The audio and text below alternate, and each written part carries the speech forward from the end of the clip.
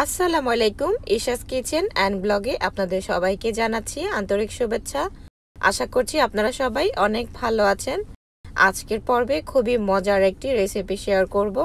এই ঠান্ডার সিজনে আপনারা খুব সহজেই এই রেসিপিটি বানিয়ে সন্ধ্যা বা বিকেলের জন্য এই নাস্তাটা বানাতে পারবেন। আর আজকের এই নাস্তাটি বানানোর জন্য যা যা উপকরণ লাগবে এগুলো কিন্তু আমাদের হাতের কাছে সবসময় থাকে। তো আশা করছি আজকের এই রেসিপিটা আপনাদের কাছে খুবই ভালো লাগবে। রেসিপি ভালো লাগলে অবশ্যই কিন্তু ফ্যামিলি এবং ফ্রেন্ডদের সাথে শেয়ার করবেন। আর হ্যাঁ, রেসিপি শুরু করার আগে কিন্তু অবশ্যই একটি লাইক বা কমেন্ট করতে একদমই ভুলবেন না।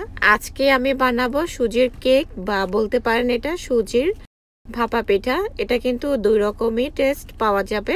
তো আজকে সুজির প্যানকেক বা ভাপা পিঠা বানানোর জন্য আমি এখানে 1 কাপ পরিমাণ সুজি নিয়েছি। এটা কিন্তু আমি ভেজে নেইনি, কাঁচা সুজি। এর সাথে আমি ইস্ট দিচ্ছি হাফ চা চামচ থেকে একটু পরিমাণে বেশি আছে। আপনারা হয়তো চামচে দেখে বুঝতে পেরেছেন। এবার ইস্ট আর সুজি ভালো করে একটু মিক্স করে নিচ্ছি।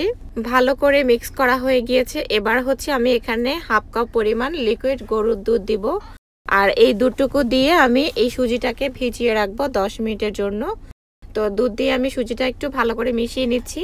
ভালো করে যদি একটু মেশানো হয় তাহলে কিন্তু ভিজতে খুবই সহজ হয়। তো 10 মিনিটের জন্য আমি এই সুজিটাকে রেস্টে রেখে দেব। আর এই 10 মিনিটে কিন্তু এই সুজিটা ফুলে ডাবল হবে। অবশ্যই কিন্তু রেস্টে রাখতেই হবে, এটা কিন্তু কোনোভাবে স্কিপ করা যাবে না। তো আমি ঢেকে দিচ্ছি, ঢেকে ওয়েট করছি 10 মিনিট। ফিরে আসলাম 10 মিনিট পর। দেখতেই পাচ্ছেন মাশাল্লাহ কিন্তু ফুলে ডাবল হয়ে গিয়েছে। এবার হচ্ছে এখানে দিব আমি স্বাদ মতো লবণ।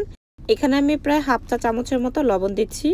প্রথমে কিন্তু আপনারা ইস্টের সাথে লবণটা অ্যাড করতে যাবেন না, তাহলে কিন্তু ইস্টটা ফুলে অ্যাক্টিভ হবে না। এরপর এখানে দিচ্ছি আমি ডিম।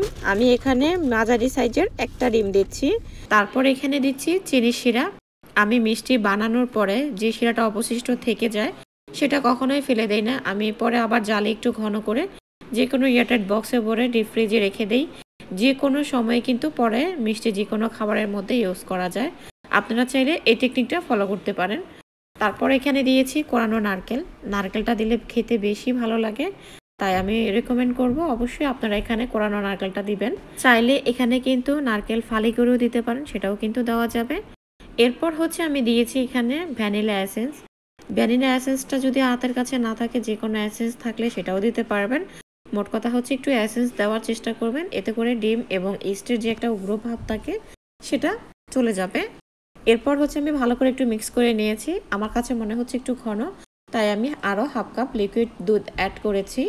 তো মোট কথা হচ্ছে আপনারা এরকম পাতলা করে একটা ডো তৈরি করে নেবেন। তো ভালো করে মিক্স করে আমি দেখুন ডোটা তৈরি করে নিয়েছি। ডোটা কিছুটা এইরকম হয়েছে। এর থেকে বেশি ঘন করা যাবে না, আবার পাতলাও করা যাবে না। এবার হচ্ছে আমি ছোট ছোট 2টা বাটি নিয়েছি। আর এই বাটিতে করে কিন্তু আমি আজকে এই ভাপা পিঠাগুলো বা কেকটা বানাবো। আপনারা চাইলে আপনাদের কাছে যদি মোল্ড থাকে তাহলে সেই মোল্ডের মধ্যেও বানাতে পারেন। এটা একেবারে অপশনাল। চাইলে একেবারে যে কোনো একটা বড় বাটিতে করেও বানাতে পারেন। তবে হ্যাঁ, ওভেন প্রুফ বাটির মধ্যেই কিন্তু বানানোর চেষ্টা করবেন, কারণ এগুলো কিন্তু আমরা এখন ভাপে দিব। তো ভাপে দেওয়ার জন্য কিন্তু অবশ্যই ওভেন প্রুফ বাটি লাগবে। আর যদি একান্তই হাতের কাছে না থাকে তাহলে আমার মতো এরকম স্টাইলের ছোট বাটির মধ্যে করেও কিন্তু বানাতে পারেন। দেখতেও সুন্দর লাগবে, খেতেও ভালো লাগবে। তো আমি হচ্ছে পছন্দ মতো আমি নিয়ে নিচ্ছি।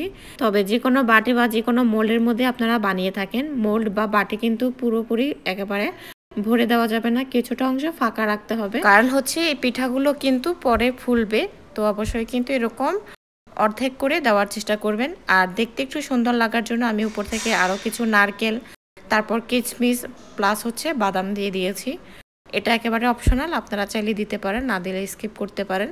আবার চাইলে এখানে টুটি ফ্রুটিও দিতে পারেন বা যে কোনো ড্রাই ফ্রুট ইউজ করতে পারেন। এটা একেবারে অপশনাল। তবে বাচ্চাদের জন্য যদি বানিয়ে থাকেন তাহলে অবশ্যই এরকমভাবে বানানোর চেষ্টা করবেন। তো দেখতে পেয়েছেন আমি কিভাবে ভাপে দিয়েছি। আপনারা যে কোনো প্রসেসে ভাপে বানিয়ে নেবেন। তো আমি প্রথমে একটা করে বানিয়ে নিয়েছি, যেহেতু আমার পাতিলটা ছোট, তো আমি সেজন্য একটাই করে বানিয়ে নিব। তো দেখুন কিছুক্ষণ ভাপে দেওয়ার পর কিন্তু পিঠাটা হয়ে গিয়েছে। আর এটা হয়েছে কিনা বোঝার উপায় হচ্ছে একটা টুথপিক দিয়ে চেক করে নেবেন। যদি টুথপিকটা এরকম ক্লিন আসে তাহলে বুঝবেন যে পিঠাটা হয়ে গিয়েছে। আর যদি ক্লিন না আসে তাহলে আবার একটু ভাপে দিবেন। আমার এই পিঠাটা হতে সময় লেগেছে 7 মিনিট, কারণ সাইজে একটু বড় দিয়েছি, তো সেজন্য আপনাদের সাইজের উপর কিন্তু ডিপেন্ড করবে পিঠাটা হতে কতটুকু সময় লাগবে। তো এভাবে হচ্ছে আমি সবগুলো পিঠা ভাপে বানিয়ে নিব। তো দেখতেই পেলেন সবগুলো পিঠা বানিয়ে নিয়েছি, মাশাআল্লাহ এত সুন্দর হয়েছে দেখতে। তো এগুলো হচ্ছে আমি এখন বাটি থেকে মোল্ড আউট করে নিব। আর হ্যাঁ, আমি কিন্তু প্রথমে বলতে ভুলে গিয়েছি, আপনারা এই পিঠাগুলো যে বাটিতে বা যে কোনো মোল্ডে বানিয়ে থাকেন অবশ্যই কিন্তু সেই বাটির মধ্যে বা মোল্ডের মধ্যে একটু তেল মেখে নেবেন, তাহলে পরে এই পিঠাগুলো ট্রান্সফার করতে খুবই সুবিধা হয়। তো আমি কিন্তু আগে তেল মাখিয়ে নিয়েছি, এবার ছুরির সাহায্যে সাইড থেকে ছাড়িয়ে নিব, নিয়ে হচ্ছে আমি সবগুলো পিঠা আনমোল্ড করে নিব। আর দেখুন একটু সাইড করে নিলে কিন্তু খুব সুন্দরভাবে আনমোল্ড হয়ে যাচ্ছে। আর দেখতে পাচ্ছেন খুব সুন্দর হয়েছে, খুবই সফট আর মাশাআল্লাহ খেতেও খুবই মজা। তো এভাবে করে হচ্ছে আমি এখন সবগুলো আনমোল্ড করে নিব। আর আমার রেসিপিটা যদি আপনাদের কাছে ভালো লাগে তাহলে অবশ্যই কিন্তু একটা লাইক দিতে ভুলবেন না, আর সে সাথে আমার পেজটিকে ফলো দিয়ে রাখবেন। আর যদি আপনি ইউটিউব চ্যানেল থেকে দেখে থাকেন তাহলে অনুরোধ করব চ্যানেলটি সাবস্ক্রাইব করে দিবেন। তো এতক্ষণ কষ্ট করে পিঠাগুলো বানালাম, ভিতরটা দেখবেন না, এই যে দেখুন ভিতরটা খুব সুন্দর হয়েছে, তাই না?